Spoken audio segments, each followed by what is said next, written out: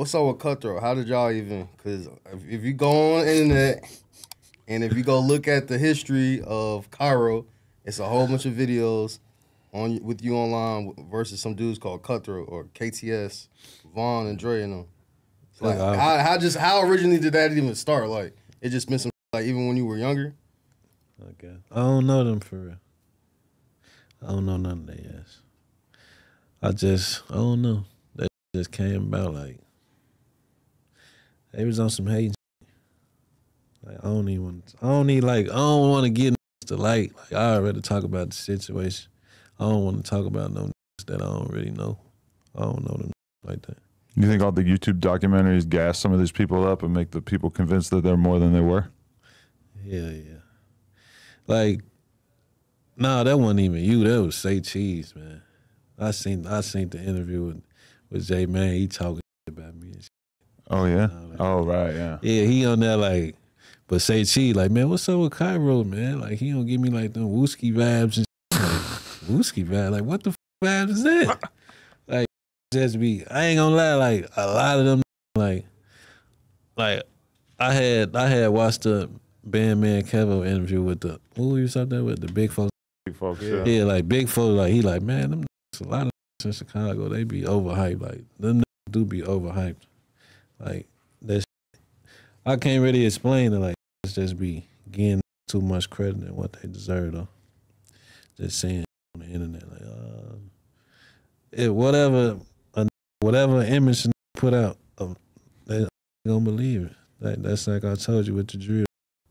Like it's probably 30, 40 drill rappers in Chicago. Never killed nobody, never shot nobody, but it's when he pulled the camera out and it's 30 guns in the video, what the fuck you gonna believe when you see the video? Like, oh yeah, he get out, he do this shit.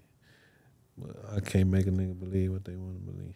But when you watch like the Chirac Street Legends videos and shit, it's like very rarely do they talk about the rappers having mad bodies and shit. It's always like their homie. Yeah. Not always, but almost always. You said what? You said it's really bad. What? When you watch these documentaries about dudes, it's like there's the dudes who are killers, and then there's like the rappers, and there's usually not that much of an overlap. Where there's like a dude who's like a huge star rapper, and then he was also a killer, which is obviously why Vaughn stands out to everybody so much. Yeah, that's why he's standing out, cause like that's probably why he's standing out, and that's probably how he went out, cause once you a real street nigga, it's gonna be hard to like take that shit out of you. Like you ain't just gonna like wake up like, man, I ain't gonna lie, y'all can have that shit.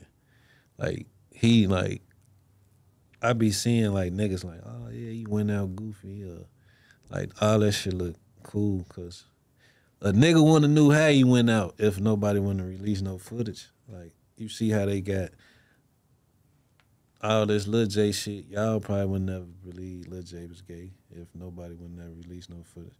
Cause seeing this, all that shit, once you see some shit, you gonna believe some shit. But if you don't see shit, that shit gonna be hard to believe. So how he went out, that shit like, damn, like you a killer and you went out like that.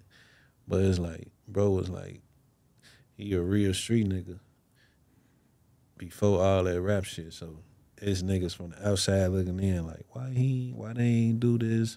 Why they ain't just fight him and let him sit in the car? Cause like before he was who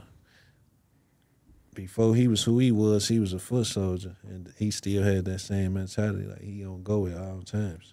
So he did what the fuck he trained to do, and that's what he was doing before he got owned in his rap shit. Right, because that situation, like, he's not in his city. He's got armed security with him. He got a bunch of homies who are probably strapped up. And then he actually goes super out of his way to pull up on somebody that he has issues with, and then doesn't do anything strategic. When they pull up on him, he just literally walks up and starts punching him. It's like, that really tells you a lot about the type of dude that he was and what kind of temperament he had.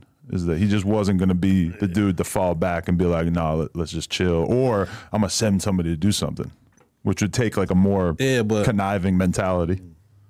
It could have been something like that, but motherfuckers don't be looking at the facts of shit either. Like, they just go out like, oh, yeah, he did this, he did that.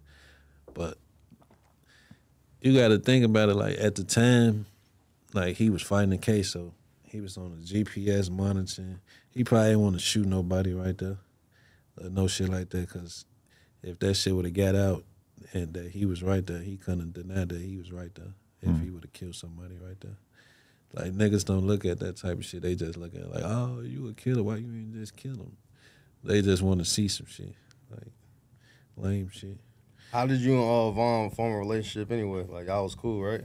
Yeah, that was my homie. I was cool with, like, let me see. Ooh, you don't even really know them. I was cool with like 3-4 people from O Block. Then Vaughn got out in like 2014. And then we just locked in ever since. And he started fucking with me and shit. Then I started going over there with him and shit every day. And shit, that was my homie though. We just locked in ever since. We just clicked like that. Then even when he got out, like he'd be saying shit like, cause I seen he started rapping and shit. So like when I got out of jail, cause I did like 20, I went in 2015, got out 2017. And he got out like a little after me. And he started rapping and shit. And he'd just DM me like, man, post more shit, bro. I just post this shit. Like, I ain't never really get no fuck. I just post this shit. Like, this before he got all the way on, he'd just be like, post this. I'd be like, I got you. Because I know this ain't really him, so I'm like, this my homie. I don't get no fuck. I'm going to post this shit. Like, man, even when he got on, like, I never posted this shit when he got on. Because it's like, I don't want to feel like I'm just holding niggas' dick and shit. Like, I'm just on some clout chasing shit, because I really know him, so you there where you supposed to be, so now I don't even got to post this shit. But I posted that shit when it mattered the most, though. How did the O Block and No Limit relationship form anyway? Besides you and Vaughn hanging out, because it seemed like Herb and Chief Keef. I probably like, I fucked it with, you probably know, O Block, Ocho. Yeah. Ocho Moon? Yeah, Ocho. Yeah. Ocho, like, all us, like, you gotta, like, in the drill wave, like, when this shit first started getting cool, like, when Herb was getting hot, and it's like, Chief Keef them hot, and Reese them hot, and niggas like E-Day them, all them, so everybody, we don't fuck, like, we ain't fuck with certain niggas, so, like, we was the niggas to, like, link up, like, all right, we could fuck with these type of niggas. This who we gonna fuck with. Even if all of us ain't just come together as no one, like, no, like, block for block, it was still certain niggas, like, 4 niggas from this block, 5 niggas from this block, and 5 niggas from this block, and that's how niggas started getting cooler and cooler and cooler. But I started fucking with them.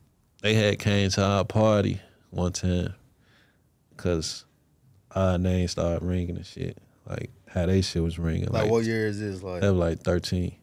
And they shit was already ringing from Keith and them, like 2011, 12, back then and shit.